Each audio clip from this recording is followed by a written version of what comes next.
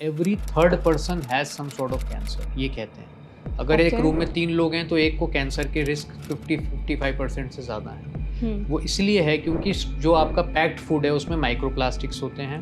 Number 1, आप उसको गर्म कैसे करेंगे? माइक्रोवेव में करेंगे। तो माइक्रोवेव की जो रेज हैं वो कार्सिनोजेनिक होती है। नंबर 2, जो प्रिजर्वेटिव्स होते हैं पैक्ड फूड में उसको ठीक रखने के लिए, वो आपकी अगेन गट हेल्थ के लिए अच्छा नहीं है। वो आपकी बॉडी में चेंजेस लाते हैं जिसको म्यूटेशन बोलते हैं, जिसकी वजह से अगेन ऑस्टियोपोरोसिस होने के चांस ज़्यादा हैं, कैटायंस लीच आउट होने के चांसेस ज़्यादा हैं और कैंसर होने के चांसेस भी ज़्यादा हैं। रिसेंटली जो इंडियन क्रिकेट टीम के क्रिकेटर हैं जसप्रीत बुमराह, उनको भी बैक इंजरी हुई जिसकी वजह से उन्होंने रीसेंट मैचेस नहीं खेल पाए। तो उनकी इंजरी इसलिए हुई क्योंकि उनको एडिक्वेट रेस्ट नहीं मिल रहा था। आपकी मसल्स जो है काम करती हैं फुल टाइम, आपको सीधा खड़ा रखने के लिए भी वो काम कर रही हैं, आप बैठे हैं तो भी वो काम कर रही हैं। उनको ओनली रेस्ट मिलता है जब आप सोते हैं। तो अगर आप रेगुलरली हाई इंटेंसिटी स्पोर्ट्स खेल रहे हैं और आपको एडिक्वेट रिकवरी टाइम नहीं मिल रहा है, रेस्ट नहीं मिल रहा है, तो जो आपकी मसल्स हैं वो इन्फ्लेम होके इवेंचुअली वो गिव वे कर जाती है। तो मुझे लगता है ओवर यूज की वजह से जसप्रीत बुमराह जी को इंजरी हुई। अगर हम कोल्ड ड्रिंक पीते हैं तो हड्डियां गल जाती हैं, एक्चुअल में ऐसा होता है कोल्ड ड्रिंक पीने से हड्डियां गल जाएं? तो फॉस्फोरिक एसिड क्या करता है, जब वो बॉडी में हम कंज्यूम करते हैं तो वो अपने को न्यूट्रलाइज करने के लिए बोन में से कैल्शियम लीच आउट करता है।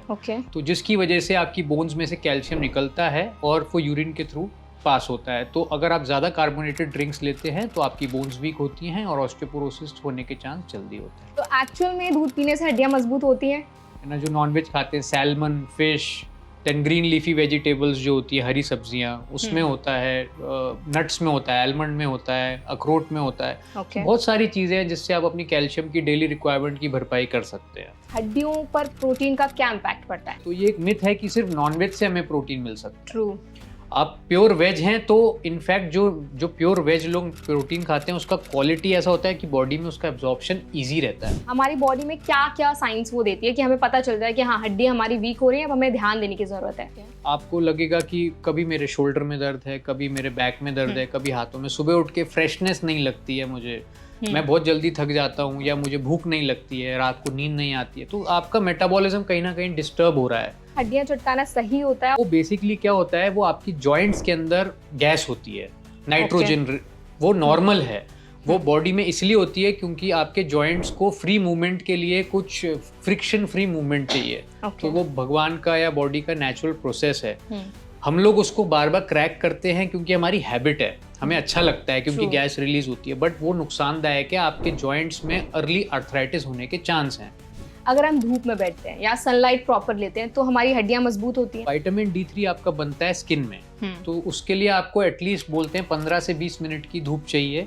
और जो सबसे बेस्ट टाइम होता है वो 11 से 2 के बीच का होता है, मॉर्निंग 11 से 2 बजे। तो गैजेट्स वगैरह हैं या फोन हो गया, लैपटॉप हो गया, इनका हमारी हड्डियों पर भी कोई असर पड़ता है? आजकल लोग रोड पे चल रहे हैं, उनका ध्यान नहीं है जी, और गर्दन हमेशा झुकी हुई है, फोन में देख रहे हैं। हाँ। तो एक तो विटामिन D3 की ऑलरेडी बॉडी में कमी है। आपकी मसल्स का नॉर्मल काम होता है कॉन्ट्रैक्ट होना, मतलब अपना काम करना और रिलैक्स हो जाना।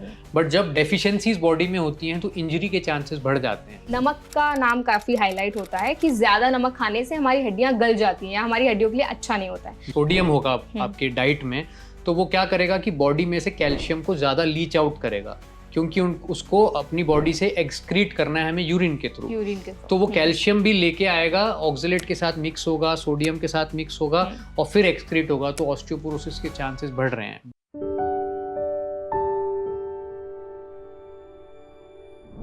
दूध पीने से हड्डियां मजबूत होती हैं। अगर हड्डियों को बार बार चटकाते हैं तो हड्डियां कमजोर हो जाती हैं। आई एम श्योर आपने भी ऐसे कई सारे स्टेटमेंट सुने होंगे, लेकिन क्या इनमें वाकई कोई सच्चाई है? आज के हमारे सेशन में हम ये सारी चीज़ें कवर करेंगे। हम जानने की कोशिश करेंगे कि हड्डियां क्यों कमज़ोर होती हैं, हड्डियों को मजबूत करने के लिए आप क्या क्या कर सकते हैं, और ऐसे कौन से साइंस हैं, ऐसे कौन से सिम्टम्स हैं जो कमज़ोर हड्डियों की तरफ इशारा करते हैं। हाय, मेरा नाम है वर्षा दुबे और आप देख रहे हैं NBT लाइफ। आज हमारे साथ ये सारे टॉपिक्स पर बात करने के लिए एक ऑर्थोपेडिक सर्जन मौजूद हैं। हमारे साथ मौजूद हैं डॉक्टर अभिषेक वैश्य, जो कि अपोलो हॉस्पिटल में अपनी सेवाएं दे रहे हैं। Hello doctor, how are you? I am good, thank you. How are you? आपका बहुत बहुत स्वागत है NBT लाइफ में।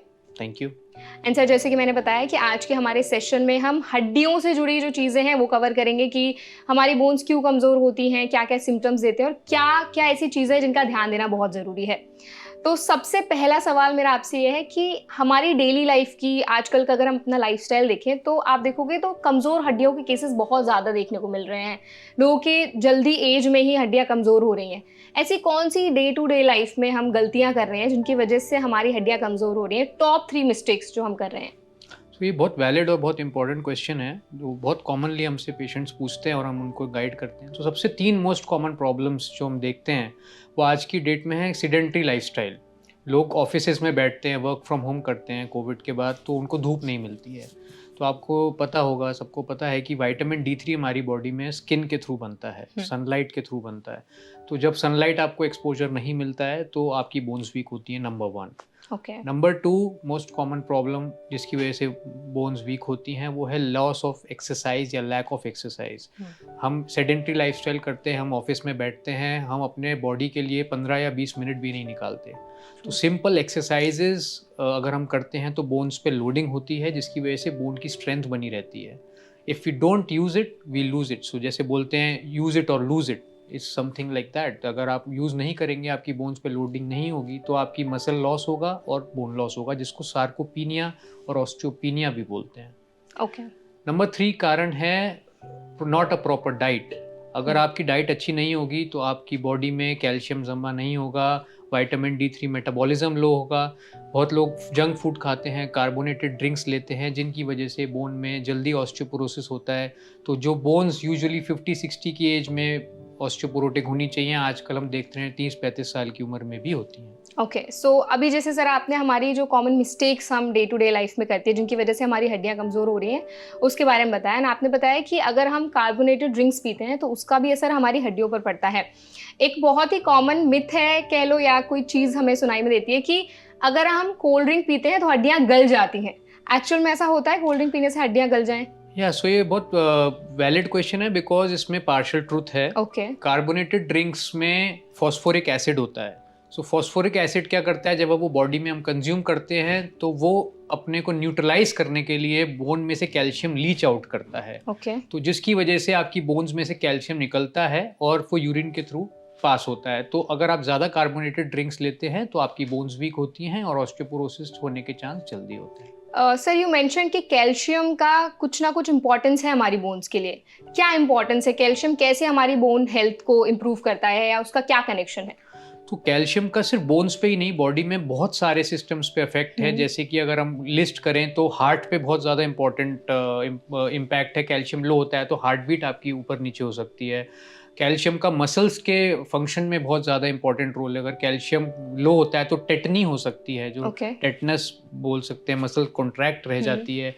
कैल्शियम वीक लेस हो तो फिर बोन्स की हेल्थ पे भी अफेक्ट करता है। जो बोन्स में से कैल्शियम लीच आउट होता है तो ऑस्टियोपोरोसिस हो सकता है जिसकी वजह से फ्रैक्चर्स हो सकते हैं।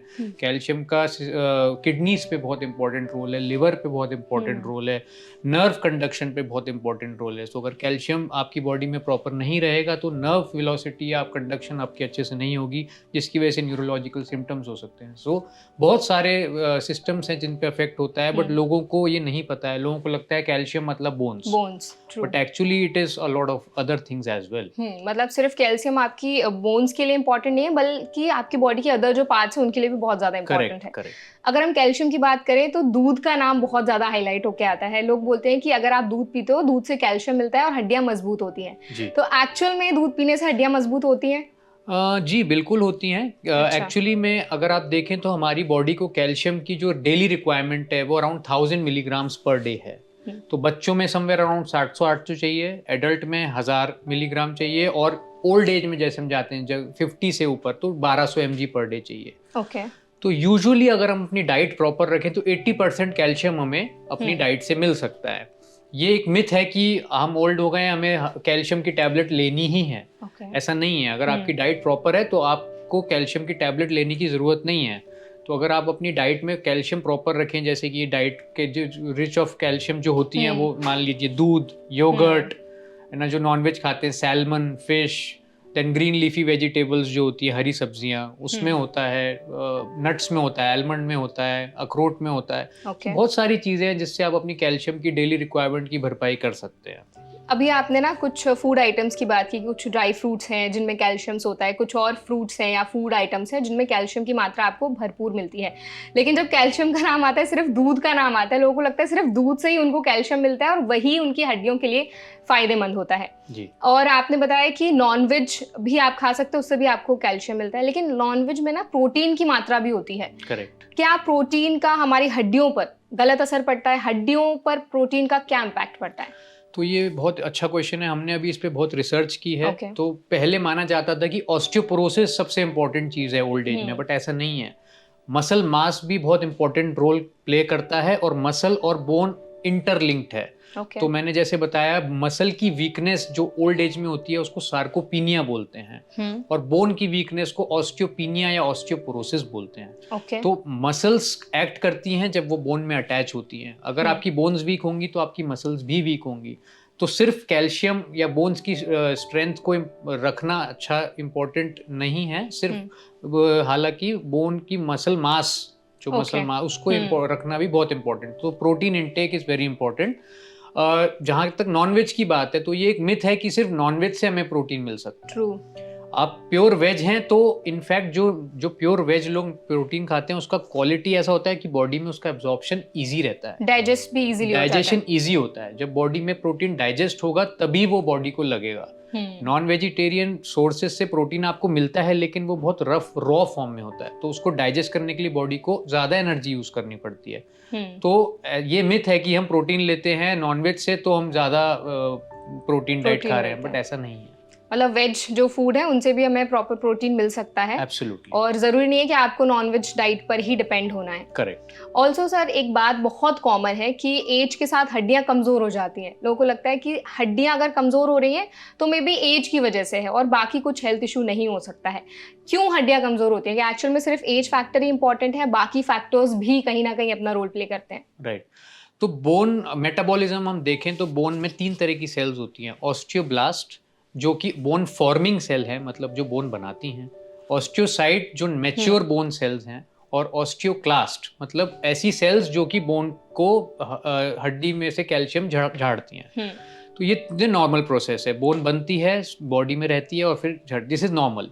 बट अगर इसमें कुछ अबनॉर्मेलिटी हो गई तो बोन में जो कैल्शियम है वो ज़्यादा तेज़ी से निकलता है। तो आप देखेंगे 30 साल की उम्र तक एवरेज देखा जाता है कि बोन में ज़्यादा डिपोजिशन होता है कैल्शियम का।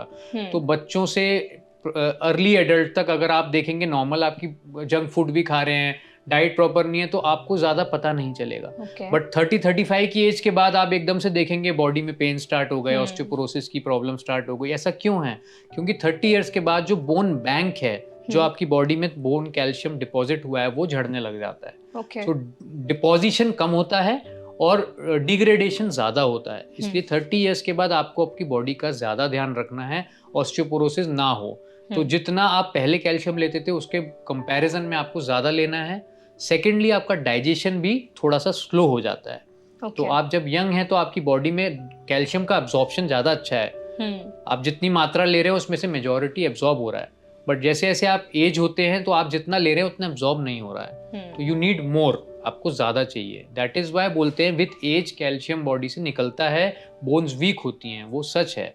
तो आपको उसका ज़्यादा ध्यान रखना। तो आपको विद एज कैल्शियम का इंटेक ज़्यादा रखना है ताकि आपकी बोन स्ट्रॉन्ग बनी रहे। करेक्ट। और सिर्फ कैल्शियम ही नहीं, आपको विटामिन D3 भी लेना है। दोनों का इंटरप्ले है। अगर विटामिन D3 बॉडी में कम होगा तो कैल्शियम एब्जॉर्प्शन अच्छा नहीं होगा। ओके, विटामिन की आपने बात की सर, विटामिन के का क्या इंपॉर्टेंस होता है? क्योंकि मैं पढ़ रही थी तो मुझे पता चला कि विटामिन के भी हमारी हड्डियों के लिए बहुत इंपॉर्टेंट होता है। क्यों इंपॉर्टेंट है और ऐसे कौन से सोर्सेज हैं जिनसे हमें विटामिन के मिल सकता है?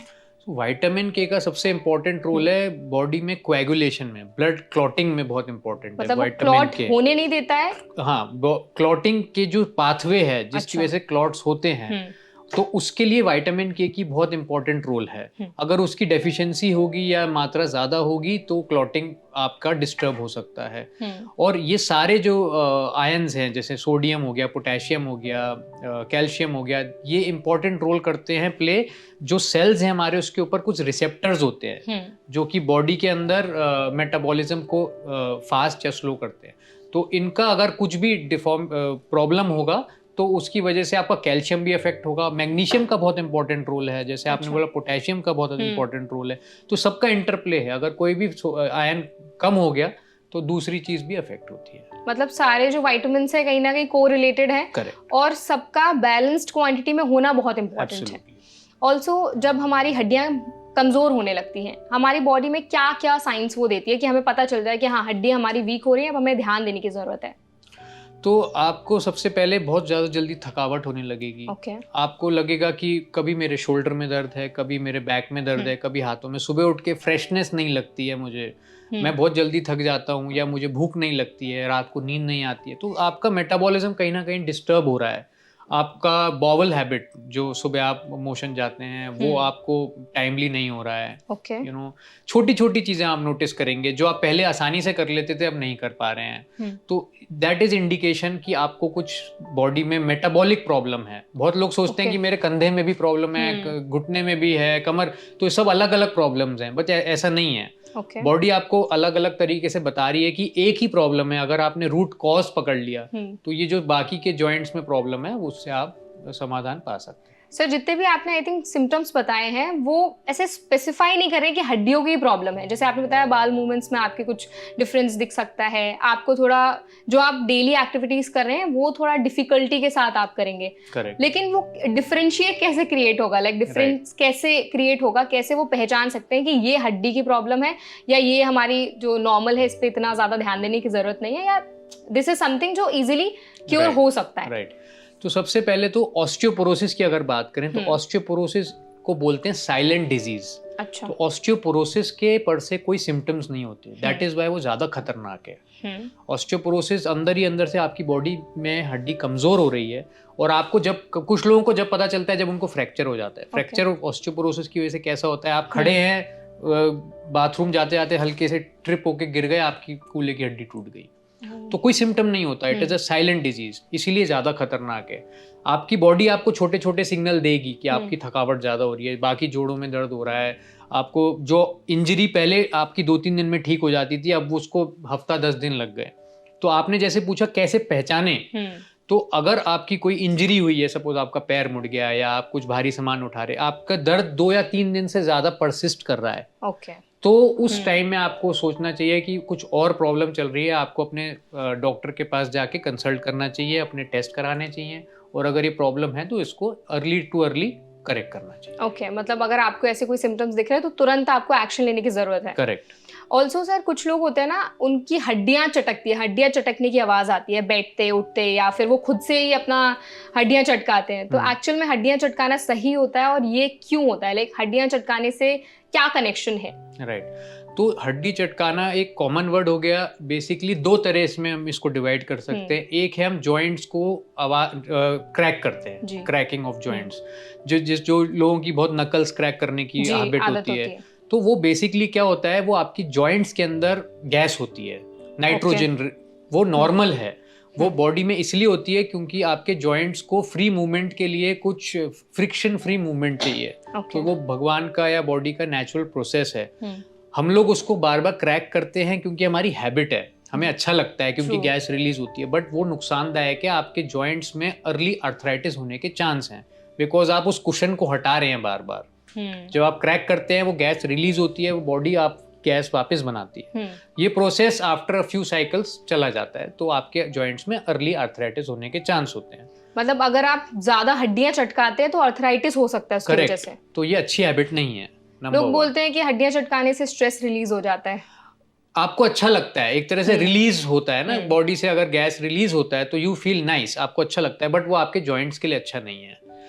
नंबर 2, आपने कहा क्रैकिंग या जॉइंट हड्डियां चटकाना की आवाज आती है यूजुअली जब बॉडी में आर्थराइटिस डेवलप होता है। तो जब आप उठते हैं तो आपकी कमर से आवाज आ रही है, हिप से आवाज आ रही है, नी से आवाज आ रही है, तो दैट सिग्निफाई, वो दिखाता है कि बॉडी में फ्रिक्शन ज्यादा हो रहा है। जैसे कि आपकी कोई गाड़ी है वो पुरानी हो गई है, तो आप जब चलाएंगे तो आपको अलग अलग आवाजें आएंगी। तो इसका आप इन शॉर्ट कह सकते हैं कि बॉडी में ऑयलिंग की कमी है। तो आपको डॉक्टर को दिखाना चाहिए, जहाँ पे जरूरत है हमें उसको करेक्ट करना चाहिए। आई थिंक मुझे भी डॉक्टर को दिखाना चाहिए। जैसे आपने बताया आपको उठते बैठते क्रैकिंग साउंड्स आते हैं, कभी कभी आई ऑल्सो फील दैट, तो अब मैं भी डॉक्टर को जरूर कंसल्ट करूंगी आफ्टर दैट। ऑल्सो सर, अगर किसी व्यक्ति को बार बार फ्रैक्चर होता है सेम जगह पे, तो क्या क्या और कॉम्प्लिकेशंस हो सकते हैं बॉडी में, पहला, और क्या ये कोई सीरियस प्रॉब्लम का इंडिकेशन है? जी, अगर एक ही जगह पे बार बार फ्रैक्चर हो रहा है तो डेफिनेटली हमें ये देखना है कि वो फ्रैक्चर क्यों हो रहा है, रैदर देन हम सिर्फ फ्रैक्चर को ट्रीट कर रहे हैं। मोस्ट कॉमन प्रॉब्लम होती है अलाइनमेंट की प्रॉब्लम। फॉर एग्जाम्पल हम कहें किसी को फ्लैट फुट है और उसके बार बार फुट में फ्रैक्चर हो रहा है, कभी थोड़ा सा भी पैर मुड़ जाने से फ्रैक्चर हो रहा है, दैट मीन्स उसकी बॉडी की अलाइनमेंट गड़बड़ है, जिसकी वजह से बार बार उस बोन पे ज्यादा लोड आ रहा है और वो फ्रैक्चर हो रही है। तो जब तक हम उस अलाइनमेंट को करेक्ट नहीं करेंगे ये प्रॉब्लम परसिस्ट करेगी। जैसे कि आप अगेन गाड़ी का एग्जांपल लेते हैं, आपके गाड़ी का एक ही टायर बार बार अगर पंचर हो रहा है तो वो इंडिकेट करता है कि आपकी एक्सल या गाड़ी की अलाइनमेंट में गड़बड़ है। तो टायर का अलाइनमेंट जब तक आप करेक्ट नहीं करेंगे वो पंचर बार बार होगा। हाँ, मतलब आपको तुरंत ही कंसल्ट करने की जरूरत है। और अगर आप ये ज्यादा टाइम तक वो परसिस्ट करती है सेम प्रॉब्लम, तो कुछ ना कुछ सीरियस कॉम्प्लिकेशंस भी बॉडी में देखने को मिल सकते हैं। ऑल्सो सर, अगर हम हड्डियों की बात करें तो एक बहुत कॉमन चीज सुनने में आती है कि हड्डियां हमारी स्टील जितनी मजबूत होती हैं। एक्चुअल में इतनी मजबूत होती हैं हड्डियां? हमारी बोन्स बहुत स्ट्रॉन्ग हैं, बहुत ज़्यादा लोड, सबसे ज़्यादा बड़ी हमारी जो बॉडी की बोन है उसको बोलते हैं फीमर, मतलब थाई बोन। सो अगर वो बोन फ्रैक्चर होती है तो दैट मीन्स कि बहुत हाई वेलोसिटी ट्रॉमा हुआ है किसी को। और सिर्फ हमें बोन का ध्यान नहीं रखना है, बोन के आसपास की मांसपेशियाँ, ब्लड सप्लाई, अगर बोन टूटी है मतलब सॉफ्ट टिश्यू पे भी बहुत ज़्यादा इंजरी हुई है, तो हमें उसका भी ध्यान रखना है। तो डेफिनेटली बोन स्ट्रॉन्ग हैं, बट अगर वो फ्रैक्चर हो रही हैं और मामूली से वेलोसिटी से हो रही है, दैट मीन्स कि कोई पैथोलॉजी, वहाँ पे कोई बीमारी चल रही है जिसको हमें रेक्टिफाई करना है। जैसे कि ऑस्टियोपोरोसिस या किसी को ट्यूमर हो गया, कैंसर हो गया, इन्फेक्शन हो गया। सो ये चीज़ें हमें ध्यान रखने में ज़रूरी है कि अगर मिनिमल इंजरी से फ्रैक्चर होता है तो वो कोई पैथोलॉजी भी हो सकती है। ओके सर, जैसे अगर हमें नॉर्मल पेन होता है, बैक पेन हो गया या फिर हमें कंधे में पेन होता है या चेस्ट पेन हुआ, तो ये जो पेन है वो मसल पेन होता है या फिर हड्डियों में कोई प्रॉब्लम है? कैसे डिफरेंशिएट क्रिएट किया जाता है? जी, तो अगर हम कंधे की बात करें तो बहुत सारी पैथोलॉजी हो सकती है। मोस्ट कॉमन जो पैथोलॉजी होती है वो है फ्रोजन शोल्डर, जो कि ओल्ड लोगों में या डायबिटिक लोगों में दिखता है। देन इम्पिंजमेंट सिंड्रोम, जो कि यंग लोगों में जो स्पोर्ट्स खेलते हैं उनमें होता है। या कि रोटेटर कफ इंजरी, जो मसल होती है जो हाथ को उठाती है, उसमें इंजरी या सूजन होने की वजह से होता है। तो ये सारी चीजें हम डिफरेंशिएट कर सकते हैं सिंपल क्लिनिकल एग्जामिनेशन से। तो पेशेंट की हमें कभी भी फर्स्ट रिपोर्ट नहीं देखनी चाहिए। पेशेंट आते हैं हमारे पास, सर हमने एक्सरे करा लिया, एमआरआई करा लिया, प्लीज देख लीजिए। हम नहीं देखते हैं, क्योंकि पहले आप अगर पेशेंट को एग्जामिन कर लेंगे तो आप वहीं पे 80% पेशेंट्स को पकड़ के बता सकते हैं आपको ये प्रॉब्लम है, इसका ये ट्रीटमेंट है। इमेजिंग, एक्सरे, एमआरआई, ये सिर्फ आपकी डायग्नोसिस को कंफर्म करता है और किस तरह से उसको ट्रीट करना है इसमें आपकी मदद करता है। ओके। ऑल्सो आपने बताया था कि हमारा जो सेडेंट्री लाइफस्टाइल है उसकी वजह से भी हमारी हड्डियां जो है वो कमज़ोर हो रही हैं, कहीं ना कहीं हड्डियों पर असर पड़ रहा है। अगर हम धूप में बैठते हैं या सनलाइट प्रॉपर लेते हैं तो हमारी हड्डियां मजबूत होती हैं। जी, तो विटामिन D3 आपका बनता है स्किन में, तो उसके लिए आपको एटलीस्ट बोलते हैं 15 से 20 मिनट की धूप चाहिए। और जो सबसे बेस्ट टाइम होता है वो 11 से 2 के बीच का होता है, मॉर्निंग 11 से 2 बजे। तो उसमें आपकी बॉडी की यूवी रेज जो धूप में से निकलती हैं वो आपकी स्किन पे पड़ती हैं और कोलेस्ट्रॉल कन्वर्ट होता है विटामिन D2 और D3 में, जो कि किडनी और लिवर की मदद से बनता है। तो ये नेचुरल प्रोसेस है। किसी को विटामिन D3 डेफिशिएंसी होती है अगर, तो कुछ डाइट से और कुछ मेडिसिन होती हैं सिंपल विटामिन D3 की, उनसे उसकी भरपाई कर सकते हैं। ओके, सो अगर आप 11 से 2 बजे की धूप लेते हैं तो आपकी हड्डियों के लिए काफी ज्यादा बेनिफिशियल होता है और हड्डियां मजबूत भी होती हैं एक्चुअल में। ऑल्सो आजकल का जो हमारा लाइफस्टाइल है, फोन, लैपटॉप्स, जो गैजेट्स हैं उनका इस्तेमाल बहुत ज़्यादा बढ़ गया है।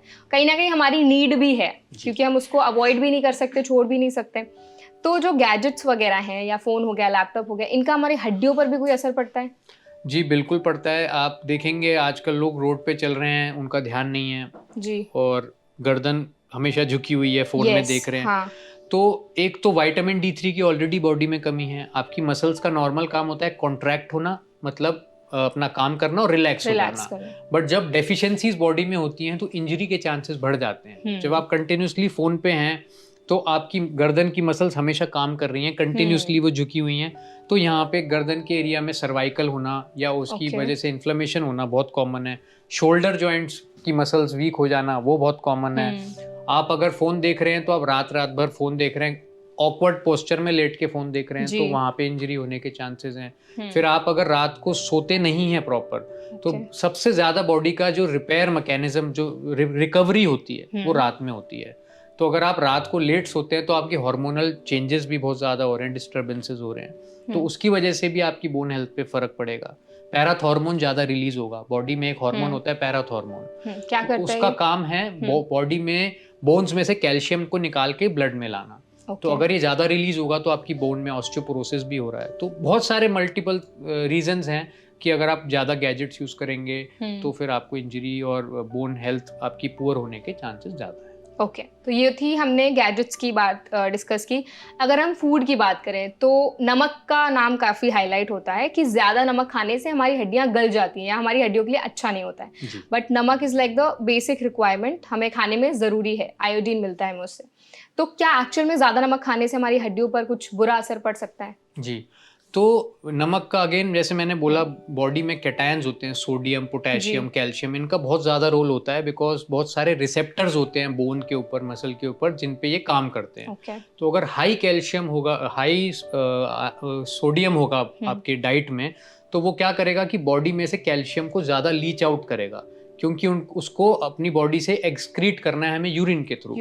तो वो कैल्शियम भी लेके आएगा, ऑक्सलेट के साथ मिक्स होगा, सोडियम के साथ मिक्स होगा और फिर एक्सक्रीट होगा। तो ऑस्टियोपोरोसिस के चांसेस बढ़ रहे हैं। गट में डाइजेशन आपका डिस्टर्ब हो रहा है, उसका एब्जॉर्प्शन कम हो रहा है कैल्शियम का। तो ये सब चीज़ें आप अगर हाई सोडियम लेंगे तो उसकी वजह से हो सकता है। तो अगर हम लाइक जैसे नॉर्मल सॉल्ट, हम जो आयोडीन सॉल्ट खाते हैं, उसकी जगह अगर हम दूसरा कोई सॉल्ट है, पिंक सॉल्ट हो गया, रॉक सॉल्ट हो गया, वो खाते हैं तो वो हमारे लिए फायदेमंद होता है? नहीं, आप कोई भी सॉल्ट लें, दैट इज इमटेरियल, लेकिन आपकी क्वांटिटी सॉल्ट की जो है वो ज़्यादा नहीं होनी चाहिए। Usually 1 to 2 gram per day कहते हैं, उससे ज़्यादा क्या सॉल्ट आपके लिए नुकसानदायक है, बिकॉज वो डायूरिटिक की तरह काम करता है। डायूरिटिक मतलब कि बॉडी में से यूरिन ज़्यादा एक्सक्रीट होती है, जिसकी वजह से बॉडी में से जो इम्पोर्टेंट कैटायंस हैं वो लीच आउट होते हैं। ओके, पैकेज फूड की अगर हम बात करें, आजकल तो हम बाहर का बहुत खाते हैं। ऑल्सो कुछ लोग जैसे जो पीजीज में रहते हैं या घर से दूर रहते हैं, वर्किंग प्रोफेशनल्स हैं, मोस्टली बाहर के खाने पे ज़्यादा डिपेंडेंट रहते हैं।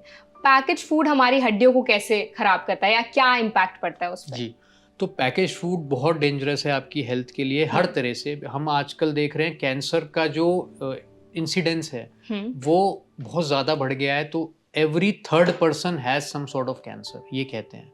अगर एक रूम में 3 लोग हैं तो एक को कैंसर के रिस्क 50-55% से ज़्यादा है। वो इसलिए है क्योंकि जो आपका पैक्ड फूड है उसमें माइक्रोप्लास्टिक्स होते हैं, नंबर 1। आप उसको गर्म कैसे करेंगे? माइक्रोवेव में करेंगे। तो माइक्रोवेव की जो रेज हैं वो कार्सिनोजेनिक होती है, नंबर 2। जो प्रिजर्वेटिव्स होते हैं पैक्ड फूड में, उसको ठीक रखने के लिए, वो आपकी अगेन गट हेल्थ के लिए अच्छा नहीं है। वो आपकी बॉडी में चेंजेस लाते हैं, जिसको म्यूटेशन बोलते हैं, जिसकी वजह से अगेन ऑस्टियोपोरोसिस होने के चांस ज़्यादा हैं, कैटायंस लीच आउट होने के चांसेस ज़्यादा हैं और कैंसर होने के चांसेस भी ज़्यादा हैं। मतलब कहीं ना कहीं ये हमें नॉर्मल प्रॉब्लम नहीं बल्कि एक सीरियस प्रॉब्लम में डाल सकता है, बाहर का खाना खाना, पैकेज फूड खाना, ऑल्सो माइक्रोवेव में खाना गर्म करना। दूसरा, आपके जो न्यूट्रिएंट्स हैं, जब आप फ्रेश फूड बनाते हैं तो उसके न्यूट्रिएंट वैल्यू अच्छी होती है, जब बॉडी में लेते हैं वो एब्जॉर्ब होता है। जो पैक्ड फूड होता है उसमें न्यूट्रिएंट वैल्यू बहुत पुअर होती है। तो आप शुगर्स ज़्यादा ले रहे हैं बिकॉज प्रिजर्वेटिव में शुगर्स ज़्यादा होती हैं, बट न्यूट्रिशन ज़्यादा नहीं है। प्लस आप रिस्क पे हैं कैंसर के, मेटाबॉलिक प्रॉब्लम्स के। आप देखेंगे बहुत सारी लेडीज़ को आजकल PCOD हो जाता है। वो इसीलिए होता है क्योंकि आपकी हॉर्मोन्स बहुत ज़्यादा ऑल्टर हो रहे हैं, अलग अलग आप प्रिजर्वेटिव्स ले रहे हैं, आपकी जो एक्टिविटीज़ एंड साइकिल है वो पूरी डिस्टर्ब हो गई है, आपका लाइफस्टाइल, आपकी जो स्लीप है वो डिस्टर्ब्ड है। इसकी वजह से बहुत सारे प्रॉब्लम्स देखे जाते हैं। You mentioned about the hormones, तो हॉर्मोन्स का हमारे बोन हेल्थ पर क्या कनेक्शन है और क्या इम्पैक्ट पड़ता है? अगर हमारी बॉडी में हार्मोनल चेंजेस हो रहे होते हैं तो हमारी हड्डियों को वो कैसे इम्पैक्ट करता है? जी, तो हॉर्मोन्स को हम दो तरह से समझते हैं। एक है जब प्यूबर्टी आती है जी, जब बच्चा प्यूबर्टी की तरफ आता है तो उसकी हॉर्मोन्स बहुत हाई होते हैं, उसकी बॉडी में बहुत सारे चेंजेस हो रहे होते हैं। बट जो एस्ट्रोजन है, जो टेस्टोस्टेरोन है, ये हॉर्मोन्स क्या करते हैं, बोन की क्वालिटी को इम्प्रूव करते हैं। आप देखेंगे बच्चों की बॉडी एकदम से ग्रो करती है, मसल मास ग्रो करता है, वो इसलिए होता है क्योंकि टेस्टोस्टेरोन एस्ट्रोजन बॉडी में बढ़ रहा है। उल्टा हम देखेंगे जो मेनोपॉज होता है लेडीज में, उसके बाद एस्ट्रोजन बॉडी में सडनली ड्रॉप होता है। जब एस्ट्रोजन ड्रॉप होता है तो वो बॉडी में कैल्शियम को रोकने की क्षमता बॉडी में कम हो जाती है, इसीलिए पोस्ट मेनोपॉजल ऑस्टियोपोरोसिस लेडीज में ज़्यादा बढ़ जाता है, मसल मास लो हो जाता है। इसीलिए कभी कभी हार्मोन रिप्लेसमेंट थेरेपी भी लेडीज को लेनी पड़ती है जब सीवियर केस होते हैं, जब एस्ट्रोजन बहुत पुअर हो जाता है। तो हार्मोन का बहुत इंपॉर्टेंट रोल है बॉडी में, बॉडी मसल मास को रखने के लिए और कैल्शियम को बॉडी में रोकने के लिए। सर आजकल अगर आप देखोगे तो बहुत से लोग हैं वो आइस बाथ्स या फिर मसाजेस भी करते हैं हड्डियों पे, तो इसका क्या असर पड़ता है? एक्चुअल में इम्पोर्टेंट होता है हमारी हड्डियों के लिए? तो पहले हम ये डिस्कस करते हैं कि गर्म सिकाई कब करनी है और ठंडी कब करनी है। ये बहुत कॉमन क्वेश्चन है, बहुत जगह पूछा जाता है। तो अगर आपकी बॉडी में मसल्स कॉन्ट्रैक्ट हो गई, टाइट हो गई हैं, स्पैज्म हो गया है, तो आप उसको कैसे रिलीज करेंगे? गर्म सिकाई से। ओके, ठीक है। तो अगर आपको स्पैज्म हो गया, आपकी कमर में कैच हो गया है, तो गर्म का सिकाई का रोल है। कोई क्रॉनिक प्रॉब्लम है, बहुत टाइम से आपको प्रॉब्लम चल रही है, उसमें अगेन गर्म का रोल है ताकि आपकी मसल्स रिलैक्स हो जाए। अगर आपको इमीडिएटली अभी चोट लगी है, आपका पैर ट्विस्ट हुआ है, आप गिर गए हैं, उस टाइम में बर्फ का रोल है। तो एकदम से कहीं पे इन्फ्लेमेशन होती है बॉडी में, तो क्या होता है कि वहाँ पे बहुत सारी सेल्स आती हैं और आपका जॉइंट इन्फ्लेम हो जाता है, सूज जाता है, स्वेलिंग हो जाती है। उस टाइम पे बर्फ का रोल है। तो इन शॉर्ट अगर बोले, इमीडिएट इंजरी के बाद बर्फ का रोल है। और अगर कोई क्रॉनिक प्रॉब्लम है या मसल जकड़ गई है आपकी, तो गर्म का रोल है। तो आपका नेक्स्ट क्वेश्चन था आइस बाथ का क्या रोल है। ट्रू। तो अगर कोई खेल के आया है या बहुत ज़्यादा मसल उसकी टाइट है और उसको रिलैक्सेशन चाहिए, तो जो आइस है वो क्या करता है, सडनली आपकी वहाँ पे ब्लड वेसल्स को कॉन्ट्रैक्ट कर देता है, इसको कि वैसो कॉन्स्ट्रिक्शन बोलते हैं। तो उसकी वजह से आपको इमीडिएटली रिलीफ मिलता है, वहाँ की इन्फ्लेमेशन कम हो जाती है, तो वो आपकी मांसपेशियों को या मसल्स को रिलैक्स करता है। आइस का बोन पे डायरेक्टली कोई इफेक्ट ऐसे नहीं है। मसल्स के लिए उसका ज्यादा रोल है। करेक्ट। ऑल्सो कितने मिनट तक करना चाहिए? तो आपको जब तक करना है जब तक आपको अनकंफर्टेबल नहीं लगता, तो आप मान के चलिए 4 से 5 मिनट का टाइम एडिक्वेट होता है और उससे ज्यादा आपको करने की जरूरत नहीं है। ओके। अगर हम बोन हेल्थ की बात करें, हमने पहले हैबिट्स डिस्कस की थी कि ऐसी कौन सी हैबिट्स हैं जो हमारी बोन हेल्थ को ख़राब करती हैं। ऑल्सो हमने सिम्टम्स के बारे में बात किया था कि क्या क्या मेजर सिम्टम्स या साइंस हमारी बॉडी देती है जिन पर हमें ध्यान देना बहुत ज़रूरी होता है। बोन हेल्थ को इम्प्रूव करने के लिए क्या ऐसे स्टेप्स हैं जो लेने चाहिए और क्या क्या चीज़ें हैं जो हमें अपने डे टू डे लाइफ में, अपने लाइफस्टाइल में, डाइट में शामिल करनी है? जी, तो सबसे पहले आपकी जो लाइफस्टाइल है आप उसको ठीक करें। अपना डेली जो रूटीन है उसको रोज ऑल्टर ना करें। 10 से 15 मिनट का टाइम आप अपने लिए दें, जिसमें कि आप सिंपल एक्सरसाइजेस कर सकते हैं, जैसे कि वॉकिंग या साइकिलिंग, घर पे एक स्टैटिक साइकिल लगा लीजिए, या आप कुछ भी नहीं कर सकते तो 10 to 15 मिनट्स वॉक आपको करना है। ये हो गया। फिर अपनी डाइट में आपको ध्यान रखना है। यूजुअली कहते हैं जो शुगर इनटेक है वो अच्छा नहीं है बॉडी के लिए, तो आपको शुगर कंट्रोल अपना रखना है अच्छे से। ग्रीन लीफी वेजिटेबल्स लेने हैं, अपना कार्बोनेटेड ड्रिंक्स, एल्कोहलिक ड्रिंक्स और नॉन वेज इनटेक, इसको एडिक्वेट रखना है, ज़्यादा मॉडरेशन में रखना है। बिकॉज नॉन वेज से क्या होता है, आपका यूरिक एसिड बढ़ने की चांसेस होते हैं, और यूरिक एसिड का डायरेक्ट कोरिलेशन है आपकी बोन हेल्थ पे, मसल हेल्थ पे। जिसका यूरिक एसिड बहुत हाई होता है उनके बॉडी में अलग अलग जगहों पे इन्फ्लेमेशन होती है, पेन्स होते हैं, काफ़ी सीवियर होता है। तो अगर आप मॉडरेशन में सब चीज़ें करेंगे, अपना एक्सरसाइज पे ध्यान देंगे, अपने लाइफस्टाइल, अपने डेली रूटीन पे ध्यान देंगे, तो आई थिंक आपका बोन हेल्थ अच्छा रहेगा। सर आपने कुछ एक्सरसाइजेस मेंशन की थी, जो वेट ट्रेनिंग्स होती है, वेट लिफ्टिंग ट्रेनिंग्स होती हैं, वो हमारी बोन के लिए अच्छी होती है, करनी चाहिए? जी, तो वेट आपकी बोन्स के लिए बहुत इंपॉर्टेंट है। आप देखेंगे कि अभी हाल फिलहाल में सुनीता विलियम्स अभी स्पेस से आई हैं, तो बहुत ज़्यादा चर्चा थी कि उनकी बोन्स को नॉर्मल होने में 2 साल लग जाएंगे, टाइम लगेगा। ऐसा क्यों है? ग्रेविटी नहीं थी उधर मून पे। तो ग्रेविटी बहुत इंपॉर्टेंट है। जब आप किसी चीज के अगेंस्ट वर्क करते हैं, ग्रेविटी के अगेंस्ट वर्क करते हैं, वेट्स उठाते हैं, वर्क करते हैं, तो आपकी बोन्स में कैल्शियम डिपॉजिट होता है, आपकी मसल्स अच्छी रहती हैं। अगर हम ग्रेविटी को हटा दें, जैसे कि कोई मून पे है, तो आपकी बोन्स पे, मसल्स पे कोई लोड नहीं है, तो वहां से सिर्फ डिसयूज एट्रोफी होती है। मतलब कि अगर उस पे लोड नहीं लेंगे तो यू विल लूज इट। तो दैट इज डायरेक्टली आपको, आप कह सकते हैं, अगर आप एक्सरसाइज नहीं करेंगे, आप वेट्स नहीं उठाएंगे, तो आपकी मसल और बोन लॉस होगा ही होगा। सर, आपने ना सुनीता विलियम्स का नाम लिया और आपने बताया कि वो जब स्पेस से वापस अर्थ पे आई तो उनका जो बोन हेल्थ है वो कहीं ना कहीं खराब हुआ है, कहीं ना कहीं उस पर इम्पैक्ट पड़ा है। जब वो आई थी अर्थ पे तो उनको स्ट्रेचर पे लाया जा रहा था जी। क्यों जो एस्ट्रोनॉट्स होते हैं जब वो स्पेस से अर्थ पे आते हैं तो उनको स्ट्रेचर पे लाया जाता है? सिंपल रीजन ये है कि उनकी बोन्स ऑस्टियोपोरोटिक हो चुकी हैं, बिकॉज वहाँ पे वेट नहीं होता, सब कुछ एंटी ग्रेविटी, मतलब ग्रेविटी है ही नहीं। तो वो लोग एक्सरसाइज तो करते हैं, बट एक्सरसाइज का रोल सिर्फ इतना होता है कि उनके जॉइंट्स जो हैं मोबाइल रहें, स्टिफ ना हो, चलते फिरते रहें, लेकिन उनकी बोन्स बहुत ज्यादा वीक हो चुकी हैं।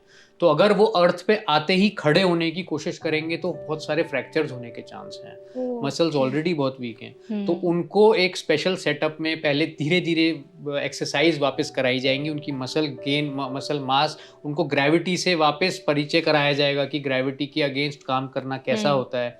कभी कभी हाइड्रोथेरेपी भी करनी पड़ती है, जो कि स्विमिंग पूल के अंदर उनको एक्सरसाइज कराई जाती है, और फिर धीरे धीरे मसल मास और बोन मास बिल्ड करा जाता है। तो कहीं ना कहीं उनके बैलेंस में भी असर पड़ता है, खड़े होने में उनका बैलेंस कहीं ना कहीं डगमगाता भी होगा इसी वजह से में भी। तो बैलेंस अगेन, जॉइंट्स के अंदर रिसेप्टर्स होते हैं जिसको प्रोप्रियोसेप्टर्स बोलते हैं, जो कि काम करते हैं जब आपको पता होता है कि आपका बैलेंस है अगेंस्ट टाइम एंड स्पेस। तो जब आप ग्रेविटी में आते हैं तो वो इतने टाइम से जब ग्रेविटी में नहीं है तो वो कहीं ना कहीं डगमगाता है, और उसको हमें ट्रेन करना है। जैसे कि सिमिलर है जब बच्चे को चलना सिखाते हैं, सिमिलरली उनको भी अब नए सिरे से चलना सीखना है। और ये रिकवरी में कितना टाइम लग जाता है? कहीं ना, अगर सब कुछ अच्छे से रहा, उनके पास अब नई तकनीकें हैं, तो 6 महीने से लेके साल भर का टाइम भी कभी कभी लग जाता है। ओके सर, आपने अभी तकनीकों की बात की, टेक्निक्स की बात की, तो मैं ये आपसे जानना चाहूँगी कि ऑर्थोपेडिक्स के फील्ड में क्या क्या नए एडवांसमेंट्स हो रहे हैं अभी, और क्या क्या ऐसी चीज़ें हैं जो हमारी ऑडियंस को अगर पता चलेगा तो उनकी बोन हेल्थ के लिए काफ़ी अच्छा रहेगा? जी, तो 10 से 15 साल का टाइम जो है अभी बहुत एक्साइटिंग टाइम रहा है ऑर्थोपेडिक्स में, बिकॉज हम पहले सिर्फ एम करते थे चीज़ों को ट्रीट करने में, जी, है ना। आज की डेट में जो मेरी ट्रेनिंग भी है, we are more towards preventive, कि प्रॉब्लम हो ही ना, और अगर हो भी जाए तो हम क्या उसको रिवर्स कर सकते हैं। जैसे कि एजिंग को रिवर्स कर सकते हैं, ऑस्टियोआर्थराइटिस को रिवर्स कर सकते हैं। तो कार्टिलेज रिपेयर, जो आपकी जॉइंट की परत है वो डैमेज हो, जिसकी वजह से ऑस्टियोआर्थराइटिस होता है, उसको हम आज की डेट में अगर सही टाइम पे पकड़ लें तो कार्टिलेज रिपेयर कर सकते हैं। बहुत सारे बायोलॉजिक्स हैं, जैसे कि आपने पीआरपी का नाम सबसे कॉमनली सुना, बहुत सारी तकनीक हैं। सेकेंडली 3D प्रिंटिंग, तो अगर किसी को कोई बहुत एडवांस तरह का ट्रॉमा है, एक्सीडेंट हो गया है, तो 3D प्रिंटिंग टेक्नोलॉजी का यूज़ करके हम बहुत जल्दी ऑपरेशन कर सकते हैं, मिनिमल ब्लड लॉस के साथ कर सकते हैं, और बहुत प्रिसाइसली कर सकते हैं। और थर्ड जो सबसे आजकल चल रहा है वो रोबोटिक जॉइंट रिप्लेसमेंट। तो ये इसकी वजह से भी हम बहुत जल्दी सर्जरी, बहुत precise surgery minimal blood loss के साथ कर सकते हैं। तो बहुत सारी एडवांसमेंट्स आ रही हैं, और ये सारी चीज़ें पेशेंट के लिए बहुत ज़्यादा लाभदायक हैं। जी सर, अभी आपने बताया कि क्या क्या एडवांसमेंट्स हमारी जो ऑर्थोपेडिक्स के फील्ड में हो रहे हैं। ऑल्सो इंजरीज़ की आपने काफ़ी बात की कि अगर आपको अलग अलग तरीके की इंजरीज़ हैं तो अब वो काफ़ी ईजिली, और अलग अलग एडवांसमेंट्स जो हुए हैं उनकी वजह से काफ़ी ईजिली हो जाते हैं। अगर हम अपने स्पोर्ट्स की बात करें तो रिसेंटली जो इंडियन क्रिकेट टीम के क्रिकेटर हैं जसप्रीत बुमराह, उनको भी बैक इंजरी हुई जिसकी वजह से उन्होंने रीसेंट मैचेस नहीं खेल पाए। जो बैक इंजरीज होती हैं उनके बारे में मैं आपसे थोड़ा ज़्यादा जानना चाहूँगी कि बैक इंजरीज किन किन कॉजेज़ की वजह से हो सकती हैं, और अगर इंजरीज हो जाती हैं तो इनको कैसे ट्रीट किया जाता है, और इनके ट्रीटमेंट में कितना टाइम लगता है? जी, तो बैक इंजरीज आप देखें तो एज के साइड डिफरेंट इंजरीज होती हैं। मोस्ट कॉमनली जो यंग लोगों में होती हैं उसको बोलते हैं डिस्क प्रोलैप्स। जो आपकी डिस्क होती है उसकी गद्दी पीछे सरकने की वजह से नर्व दब जाती है। बहुत लोग इसको सियाटिका की नाम से जानते हैं कि जी मेरे सियाटिका हो गया। जी। तो ये यंग लोगों में होता है। ओल्ड लोगों में डीजेनरेटिव प्रॉब्लम्स ज़्यादा होती हैं, जैसे कि लंबर कैनाल स्टेनोसिस, कमर में बहुत सारी जगह नस दब जाना या फ्रैक्चर हो जाना ऑस्टियोपोरोसिस की वजह से, ये कॉमन बैक प्रॉब्लम्स हैं। अब आपने जसप्रीत बुमराह का नाम लिया, तो उनकी इंजरी इसलिए हुई क्योंकि उनको एडिक्वेट रेस्ट नहीं मिल रहा था। आपकी मसल्स जो है काम करती हैं फुल टाइम, आपको सीधा खड़ा रखने के लिए भी वो काम कर रही हैं, आप बैठे हैं तो भी वो काम कर रही हैं। उनको ओनली रेस्ट मिलता है जब आप सोते हैं। तो अगर आप रेगुलरली हाई इंटेंसिटी स्पोर्ट्स खेल रहे हैं और आपको एडिक्वेट रिकवरी टाइम नहीं मिल रहा है, रेस्ट नहीं मिल रहा है, तो जो आपकी मसल्स हैं वो इन्फ्लेम होके इवेंचुअली वो गिव वे कर जाती है। तो मुझे लगता है ओवर यूज की वजह से जसप्रीत बुमराह जी को इंजरी हुई। और अब उनको थोड़ा टाइम लग रहा है उसको रिकवर करने में, और रिकवरी के बाद उनको ट्रेन करना है, बिकॉज इंजरी की वजह से मसल मास भी लॉस होता है। तो उसमें रिकवर होके ही वो वापस आ सकते हैं। आपको क्या लगता है रिकवरी में कितना टाइम लग जाएगा? 2 से 3 महीना एक एवरेज टाइम है। सॉफ्ट टिश्यू को हील होने में 6 हफ्ते से लेके 8 हफ्ते का टाइम लगता है। उसके बाद उसकी कंडीशनिंग होती है, मसल मास गेन करना होता है। तो आप मान के चलिए 2 से 3 महीने का टाइम एक एवरेज टाइम है जो लग सकता है। अगर हम ज्यादा देर तक खड़े रहते हैं, जैसे जिन लोगों की स्टैंडिंग जॉब्स हैं, लाइक जो बाहर फील्ड पे काम करते हैं, ज्यादा देर तक खड़े रहने से हमारे जॉइंट्स पर क्या असर पड़ता है, हमारी बोन्स को कैसे वो हार्मफुल उसके लिए हो सकता है? जी, तो आजकल जो हमारा लाइफस्टाइल है, उस हम यूजुअली ऑफिस में रह रहे हैं या खड़े हैं कंटिन्यूसली, तो हम एक ही पोस्चर में बहुत देर तक खड़े रहते हैं या बैठे रहते हैं। और सडनली जब हम उठते हैं तो हमें लगता है बहुत ज्यादा पेन हो रहा है या आवाजें आ रही हैं। तो मैं ये मानता हूँ कि आपको अपने ऑफिस में थोड़ा सा सेटअप चेंज करना चाहिए, अपना लाइफस्टाइल थोड़ा सा ट्विक करेंगे तो आप इन सब चीज़ों से बच सकते हैं। जैसे कि अगर आपका बहुत देर बैठने का काम है, तो आप एवरी 20-25 मिनट्स अपने फ़ोन में एक अलार्म लगा लीजिए कि आपको 2 मिनट खड़े होकर चलना है। तो इससे आपकी जॉइंट की मोबिलिटी बनी रहेगी, उसका मूवमेंट होने से उसका लुब्रिकेशन अच्छा रहेगा, तो आपको ये बार बार प्रॉब्लम्स फेस नहीं करनी पड़ेंगी। दूसरा, एवरी 1-1.5 घंटे में 2 घंटे में थोड़ा सा धूप ले लें, बैल्कनी में चले जाएं, 1 मिनट वहाँ घूमाएं, तो आपको एक सन एक्सपोजर रहेगा, आपका माइंड चेंज होगा, आपका एनवायरनमेंट चेंज होगा, तो आपका मेंटल ब्लॉक भी नहीं होगा। तो आप देखेंगे जो लोग कंटिन्यूस ऑफिस में बैठे हैं उनकी प्रोडक्टिविटी भी कम है। बट अगर आप कंटिन्यूस आधे घंटे का शॉर्ट ब्रेक्स ले रहे हैं तो आपकी प्रोडक्टिविटी भी ज्यादा है और आपको हेल्थ प्रॉब्लम्स भी कम ओके हम अभी जॉइंट्स के बारे में बात कर रहे हैं, तो जैसे बहुत से लोग ना हील्स पहनते हैं, स्पेशली जो लड़कियां होती हैं वो हील्स का काफ़ी इस्तेमाल करती हैं।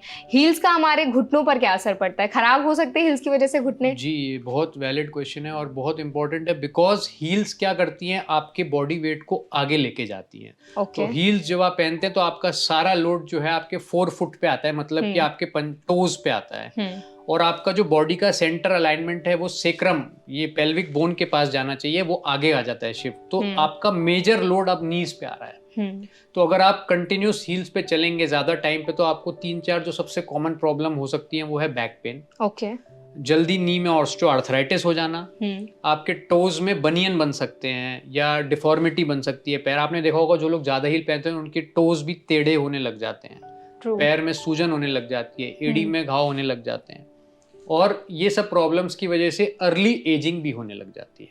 अच्छा, अर्ली एजिंग भी होने लग जाती है, मतलब जल्दी बुढ़े होने लग जाते हैं।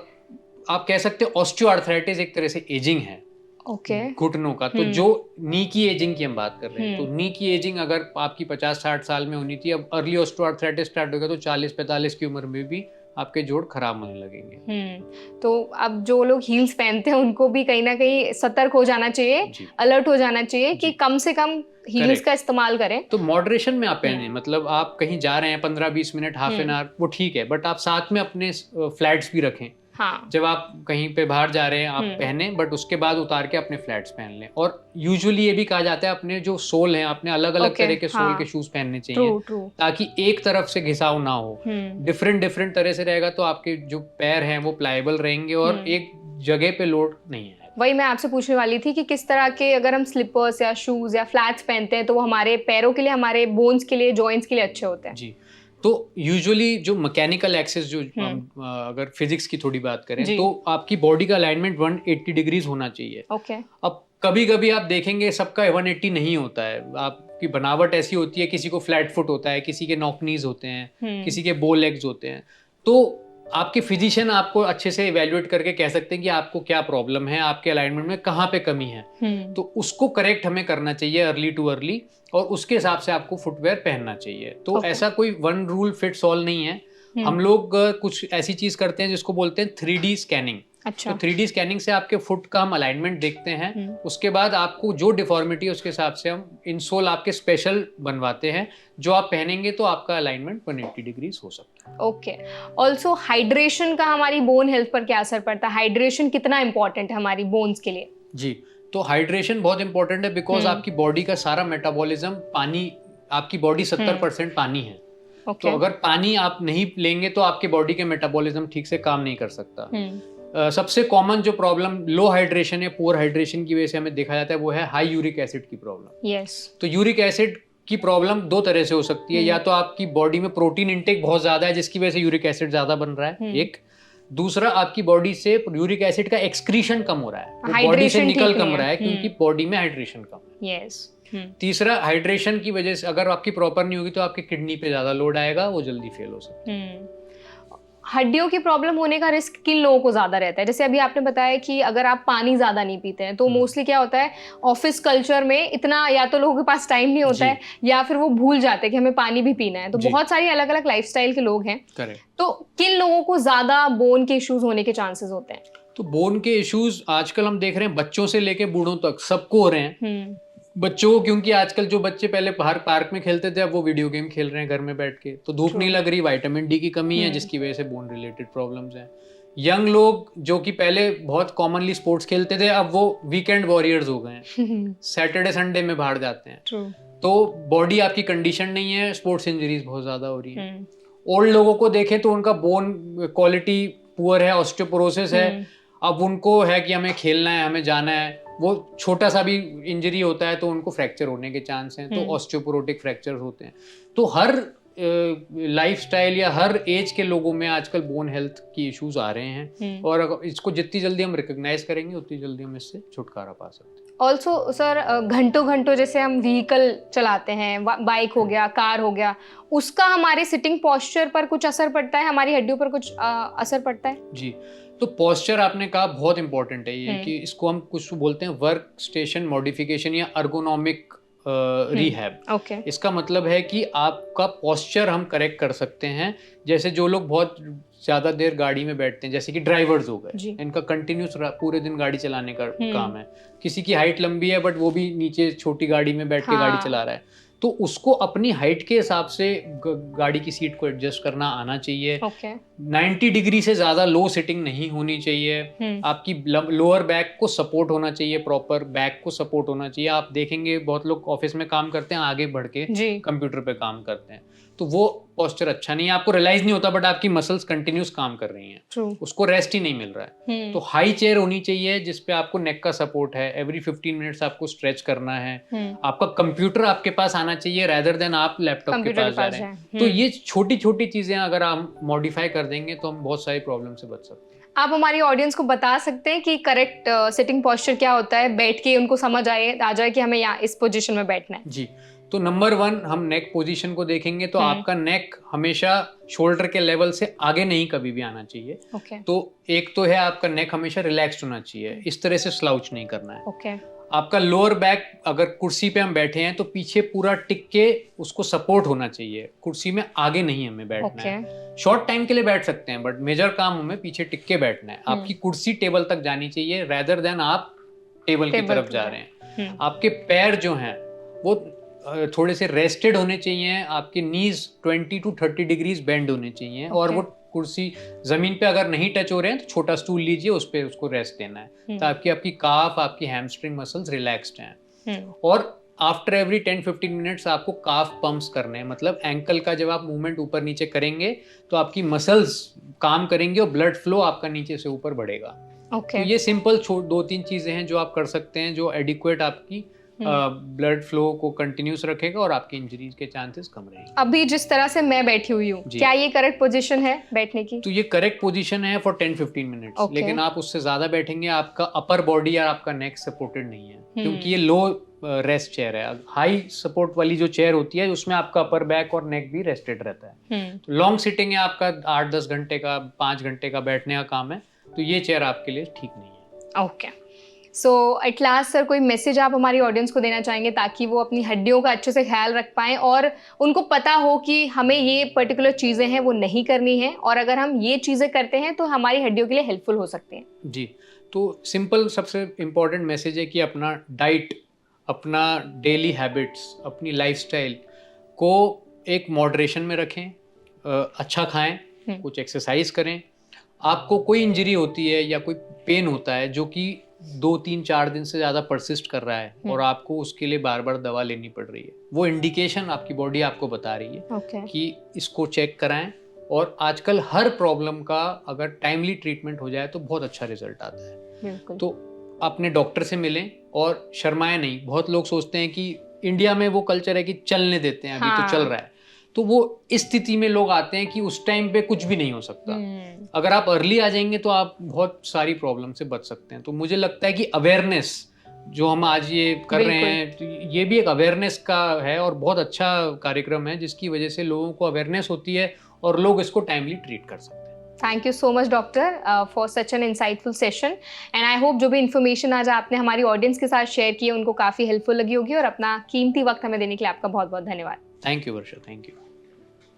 आई होप आज का सेशन आपको हेल्पफुल लगा होगा। अगर आज का सेशन आपको पसंद आया हो तो वीडियो को लाइक करें, ज़्यादा से ज़्यादा लोगों तक शेयर करें, और ऐसी और भी वीडियोस देखने के लिए हमारे चैनल NBT लाइव को सब्सक्राइब करना ना भूलें।